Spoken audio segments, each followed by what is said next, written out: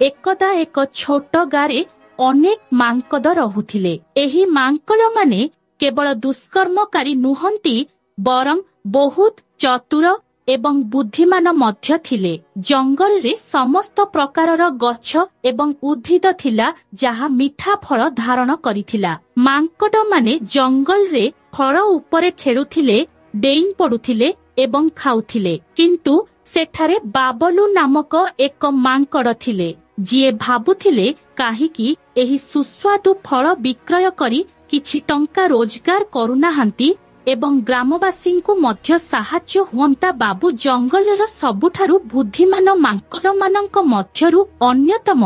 दिने से निज सांग मानक पाखकु जाई कहिले, आमे समस्ते एठारे आरामरे बास करू, किंतु जदि आमे एक दुकान खोलिबा एवं एही फलगुड़िकु विक्रय करिबा तेबे एहा सहित आमे केवल निजे रोजगार करिबु नाही, बरं ग्रामवासींकु सतेज एवं सुस्वादु फल मध्य जोगाइबु। समस्त मांकड़ माने बाबूंक कथाकु भल भाबरे सुनुथिले। प्रथमे से एहाकु विश्वास करुनथिले, कारण से भाबुथिले मांकड़ माने प्रकृतरे फल बिक्री करि परिबे कि। किंतु बाबू सेमानंकु आश्वासना देई कहिसंती जे आमे बहुत स्मार्ट, आमकु टिकिए अधिक परिश्रम करिबाकु पड़िबो। धीरे धीरे समस्त मांकड़ एही योजनारे योगदान देले। बाबू एवं तांको सांग माने एकाठी जंगल रु ताजा फल काटी गोटिए स्थान रे संग्रह करिबा आरंभ कले। सेमाने पेपर बंधा कोबी,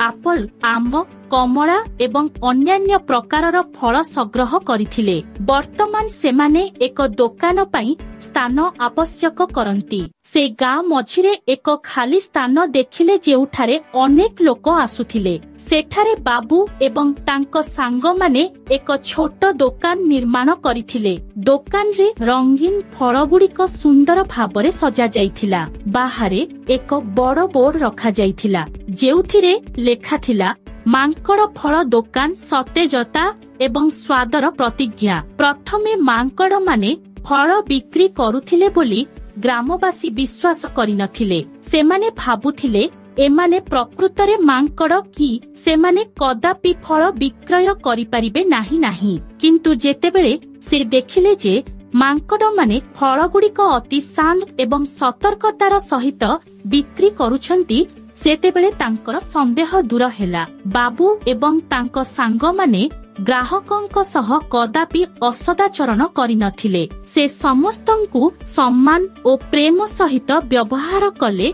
गार लोक माने प्रथमे टिके दुईधारे थिले, किंतु जेतेबेले सेमाने देखिले जे फल गुड़िक सतेज एवं स्वादिष्ट, सेमानंकर भय धीरे धीरे दूर होइखला। धीरे धीरे मांकड़ मानक दुकान ग्राहकंक सहित भीड़ हेबाकु लागिला। पिला माने मांकड़ दुकान को विशेष पसंद करुथिले, कारण सेमाने सर्वदा मजालिया कथा होइथिले एवं बेले बेले नाचुथिले। बाबलू एवं तांको सहयोगी माने जानिथिले जे व्यवसाय केवल सामग्री विक्रय उपरे नुहे, बरं भल आचरण एवं सेवा उपरे मध्य निर्भर करे। सेथिपई से प्रत्येक ग्राहकंकु हस खुशी स्वागत करिथिले। से ग्राहकंक सहित कदापि तत्पर नथिले एवं प्रत्येक ग्राहकंकु संपूर्ण संतुष्ट करिबा परे दुकान छाडिथिले। बेले बेले से निजर पुरुणा बंधु मानंकु मध्य मागणा फल देइथांती, जहा तांको हृदय को आहुरी बड़ करिथला। एहा सहित बाबुलू तांको दुकान रे किछि नुआ जिनिस मध्य जोड़िथिले। ताजा फल रस परी एवं फल सालाड काटंतु। एही नूतन परिवर्तन को नेई ग्रामवासी बहुत खुशी होइथिले एवं वर्तमान सेमानंकर प्रत्येक दिन मांकर दुकान रु आरंभ होइथिला। बाबुलू मध्य ध्यान देइथिले जे तांको दुकान रे सर्वदा ताजा फल एवं परिष्कार परिच्छन्नता थाए। एही कारणरू तांको दुकान दिनकु दिन अधिक लोकप्रिय हेबाकु लागिला। धीरे धीरे ग्रामवासी माने अनुभव कले जे मांकड़ मानंकर काम केवल फल विक्रय नुहे, बरं सेमाने गारे सुख विस्तार करुछंती। सेमाने दुकान को आसीबे एवं केवल ताजा फल किनिबे नाही, बरं मांकड़ मानंक सहित ହସିବା ଏବଂ ଥଟ୍ଟା କରିବାରେ ମଧ୍ୟ ସମୟ ଅତିବାହିତ କରିବେ। ମାଙ୍କଡ ଦୋକାନ ଏବେ ଗାଁର ହୃଦୟର ଏକ ଅସ୍ ହୋଇଯାଇଥିଲା।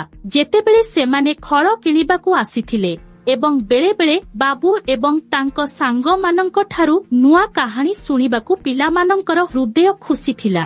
ବାବୁ ଏବଂ ତାଙ୍କ ସାଙ୍ଗମାନଙ୍କୁ ଦେଖି ଗ୍ରାମବାସୀ ମଧ୍ୟ ଜାଣିବାକୁ ପାଇଲେ ଯେ ଯଦି କଠିନ ପରିଶ୍ରମ ଏବଂ ସଚ୍ଚୋଟତା କରାଯାଏ ତେବେ କୌଣସି ଅସୁବିଧା ସହଜ ହୋଇପାରିବ।